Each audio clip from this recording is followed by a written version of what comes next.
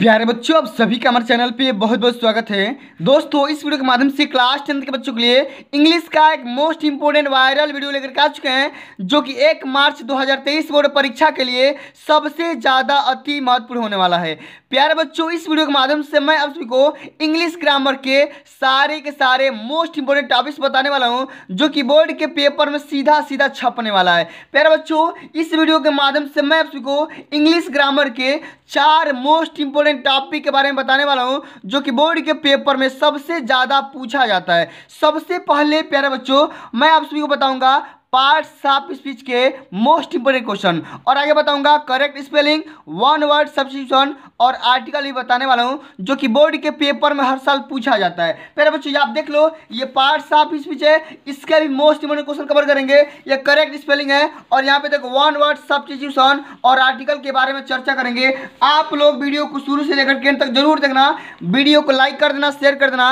अगर चैनल पर नए हैं तो चैनल को भी सब्सक्राइब करके साथ में सारे बेल आइकन प्रेस कर देना। प्यारे बच्चों, आज आप लोगों का विज्ञान का पेपर था, और मैं आशा ना पूरा भरोसा करता हूं आप लोगों का पेपर बहुत ही बढ़िया गया है। जितना मैंने बताया था उतना ही आया है। एक कभी प्रश्न बोर्ड के पेपर में बाहर से नहीं आया है। सेम इसी तरीके से प्यारे बच्चों, मैं आप सभी को इंग्लिश में भी वो सारे प्रश्न बता दूंगा, जो कि सीधा सीधा पेपर में छपने वाले हैं। ठीक है, आप लोगों से हम्बल रिक्वेस्ट है, वीडियो को शुरू से लेकर एंड तक जरूर देखना। आइए सबसे पहले प्यारे बच्चों, हम यहाँ पे कवर करेंगे पार्ट्स ऑफ स्पीच के बारे में। ठीक है, ये जो पेपर है प्यारे बच्चों, बोर्ड के पेपर में सारे के सारे क्वेश्चन आते हैं और हर बार आते हैं। सबसे पहले हम डायरेक्शन को पढ़ेंगे कि डायरेक्शन हमारा क्या बोल रहा है। ठीक है, आइए समझते हैं कि डायरेक्शन क्या बोल रहा है, कि choose the best words to describe the parts of speech in the sentence below. ठीक है, आइए समझते हैं कैसे करेंगे। यहाँ पे देखो क्या करना है, सबसे पहले पार्ट्स ऑफ स्पीच के दिए गए जो सेंटेंस दिए गए हैं, इसको पहचानना है, और ये जो अंडरलाइन किया गया है ना पर बच्चों,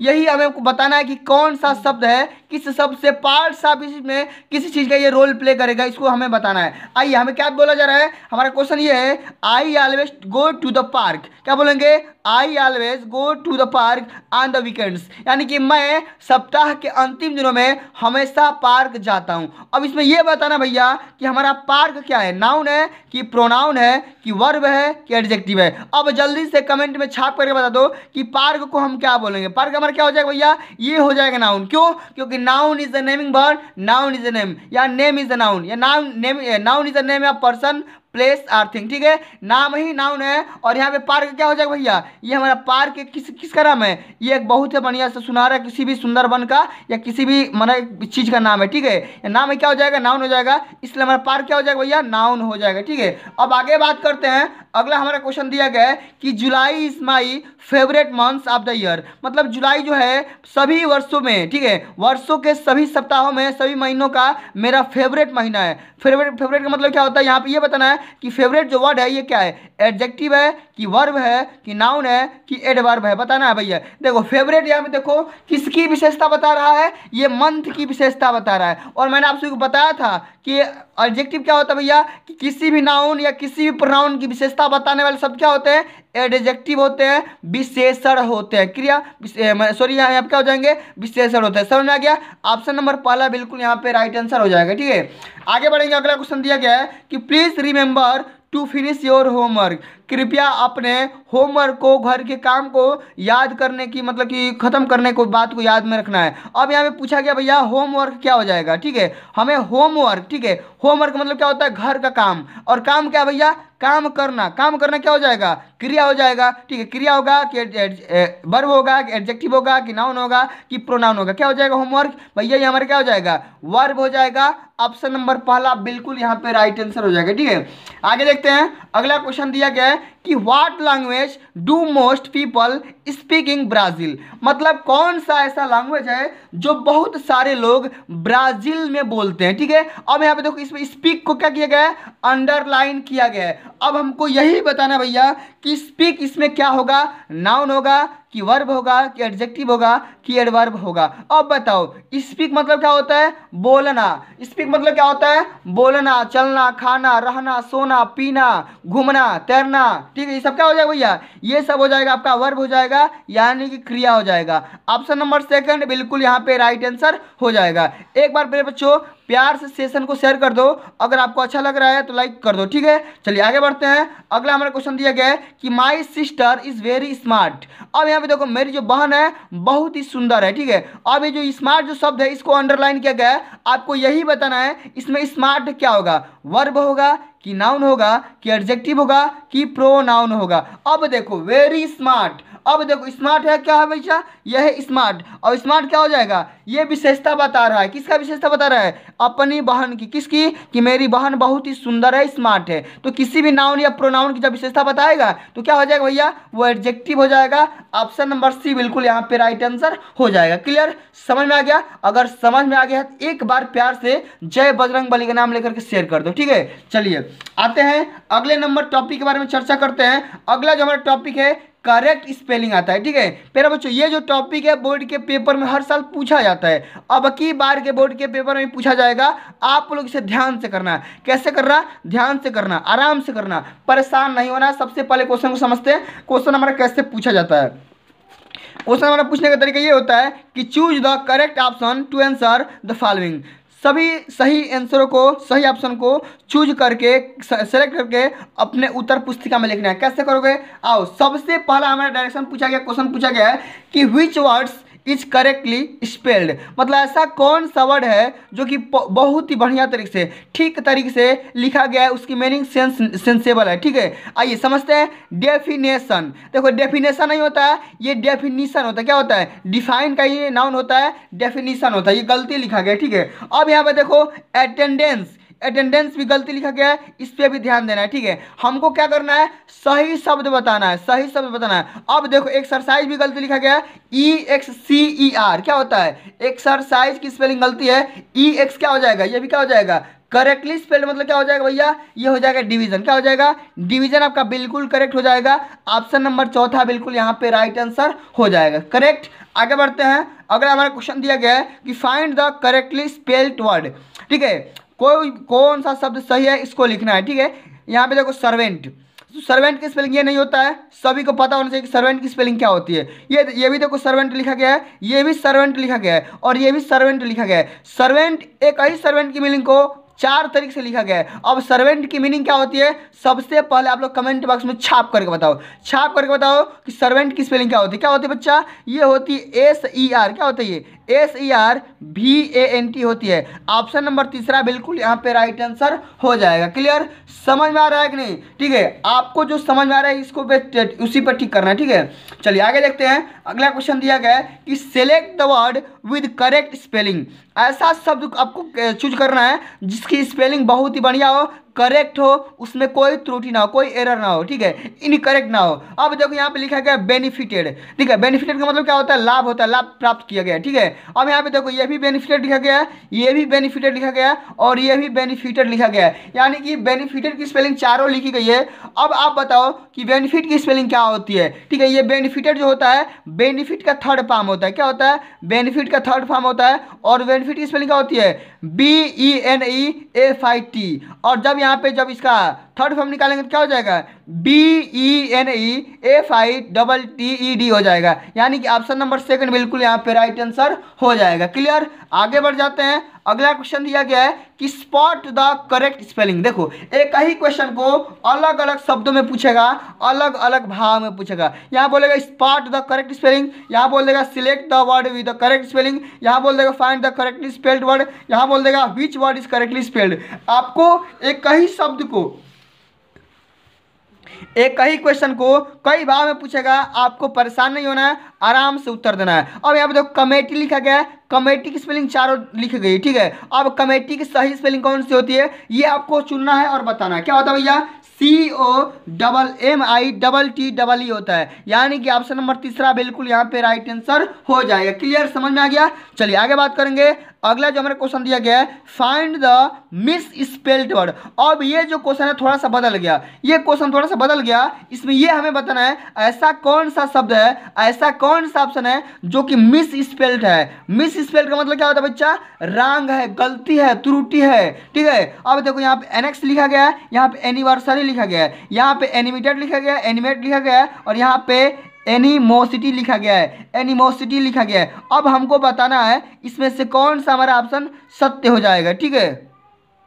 तो यहाँ पे कौन सा शब्द गलत हो जाएगा, यहाँ पे एनिवर्सरी वाला जो शब्द है गलत लिखा गया है। इसका क्या हो जाएगा, ANNI होता है, यहाँ पे क्या होता है ANNIVERSARY होता है। यहाँ पे एन छूटा गया है, ठीक है। तो यहाँ पे क्या हो जाएगा, यही हमारी गलती हो जाएगा, इसलिए हमारा यही ऑप्शन सत्य हो जाएगा। समझ में आ गया। चलिए आगे बढ़ते हैं। अगला हमारा क्वेश्चन दिया गया है पर बच्चों, वन वर्ड्स सब्स्टिट्यूशन, ठीक है, यानी कि एक शब्दों के अनेक शब्दों के एक शब्द। अब इसमें क्या करना है, डायरेक्शन सबसे पहले पढ़ो कि choose the correct options to the answer the following. आप सभी को सही ऑप्शन को करेक्ट चूज करके अपने आंसर शीट में लिखना है। कैसे करोगे, सबसे पहले समझो, सबसे पहले प्यारे बच्चों ये समझो, a person who loves his country can not be, मतलब ऐसा व्यक्ति जो अपने देश से प्यार करता है, मतलब ऐसा व्यक्ति जो अपने ही देश से प्यार करता है वह नहीं हो सकता है। कैन नॉट बी, वह नहीं हो सकता। क्या नहीं हो सकता, अ ट्रेटर, अ पैट्रियट,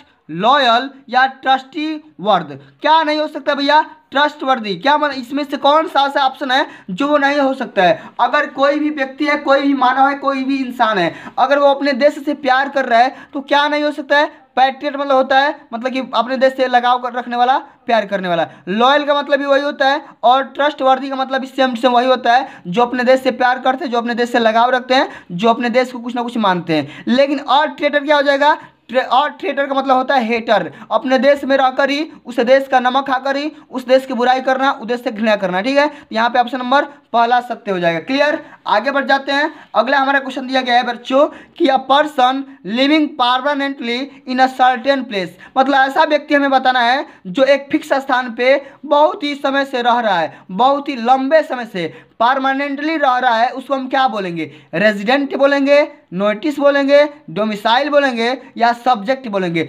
जल्दी जल्दी कमेंट में छाप करके बताओ उस व्यक्ति को क्या बोलेंगे। एक ही स्थान पे बहुत ही लंबे समय से परमानेंटली तरीके से रहने वाले व्यक्ति को हम क्या बोलते हैं, उसको हम उस जगह के निवासी बोलते हैं। क्या बोलते हैं, उस जगह के निवासी बोलते हैं, यानी कि डोमिसाइल बोलते हैं। क्या बोलते हैं, डोमिसाइल बोलते हैं। ऑप्शन नंबर तीसरा बिल्कुल यहाँ पे राइट आंसर हो जाएगा। क्लियर, आगे बढ़ जाते हैं। अगला क्वेश्चन दिया गया है कि one who loves Mankind is called, मतलब ऐसा व्यक्ति जो दयालु, मतलब कि जो क्या होता है, मैनकाइंड का मतलब क्या होता है, वो दयालु होता है, जो लोगों से प्यार करता है, वो जीवों से प्यार करता है, वो जंतुओं से प्रेम कर सकता है, वो कैसा हो सकता है, उसको हम क्या बोलेंगे एक शब्द में, ऑप्टिमिस्ट, फिलांथ्रोपिस्ट, ऑप्टिमेट्रिस्ट या ट्रुएंट बोलेंगे। क्या बोलेंगे भैया, उसको हम बोल देंगे अंग्रेजी में फिलांथ्रोपिस्ट बोल देंगे, उसी को हम क्या बोलते हैं, दयालु बोलेंगे। समझ में आ गया, फिलांथ्रोपिस्ट हो जाएगा। ऑप्शन नंबर बी बिल्कुल यहाँ पे राइट आंसर हो जाएगा। क्लियर, आगे बढ़ जाते हैं। अगला क्वेश्चन दिया गया है a hand writing which can not be easily read,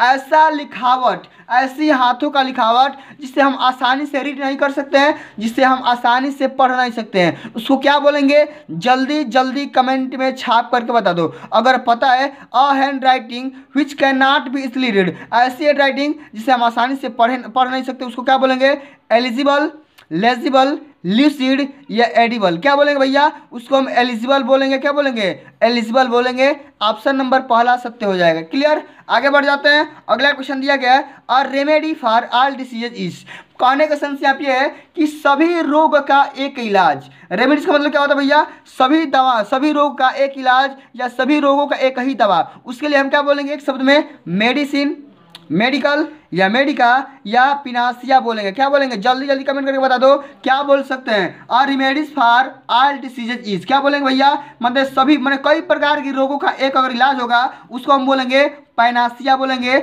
option number चौथा यहाँ पर राइट आंसर हो जाएगा। क्लियर, अब आगे बढ़ जाते हैं। अगला हमारा क्वेश्चन प्यारे बच्चों, अगला जो हमारा टॉपिक है, अब हम ये टॉपिक आर्टिकल से टच करेंगे।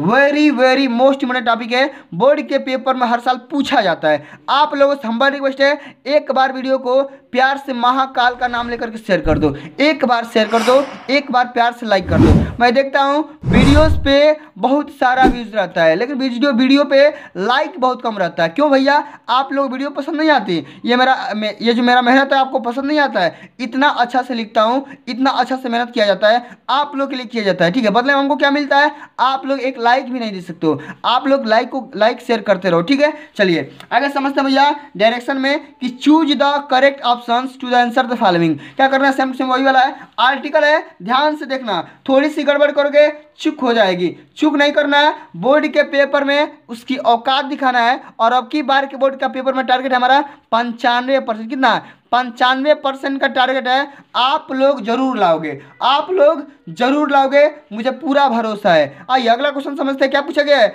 I want two by dash dash dash laptop computer, मैं लैपटॉप कंप्यूटर खरीदना चाहता हूं।